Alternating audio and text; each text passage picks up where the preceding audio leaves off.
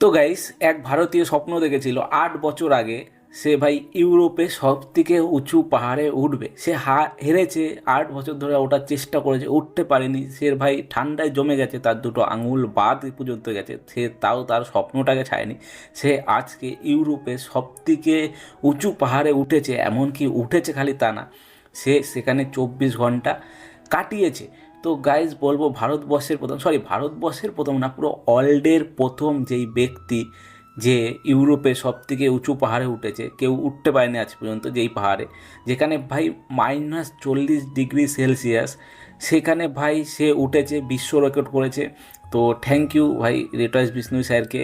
গর্বিত মনে করি যে আমি ভারতীয়, যে ভারতের একজন বিশ্ব রেকর্ড করেছে, যে এখানে কেউ উঠতে পারেনি, কোনো দেশের কেউ উঠতে পারেনি, সেখানে আমাদের ভারতীয় একজন উঠেছে, উঠে 24 ঘন্টা কাটিয়েছে, এমনকি ভারতের ঝান্ডা সেখানে গেতে চলে এসেছে। তো গাইজ দেখো সে কি বল। ਕਿਸੇ ਦਾ ਜੰਮਣਾ ਕਿਸੇ ਦਾ ਮਰਨਾ, ਕਿਸੇ ਦਾ ਜਿੱਤਣਾ ਕਿਸੇ ਦਾ ਹਾਰਨਾ, ਕਿਸੇ ਦੇ ਚੰਗੇ ਕਿਸੇ ਦੇ ਮਾੜੇ, ਦਿਨ ਤਾਂ ਕੱਟਦੇ ਰਹਿਣਗੇ ਸਾਰੇ। ਕਈ ਨਵੇਂ ਯਾਰਾਂ ਨਾਲ ਮੇਲ ਹੋਣਗੇ, ਕਈ ਯਾਰੀ ਚੋਂ ਫੇਲ ਹੋਣਗੇ।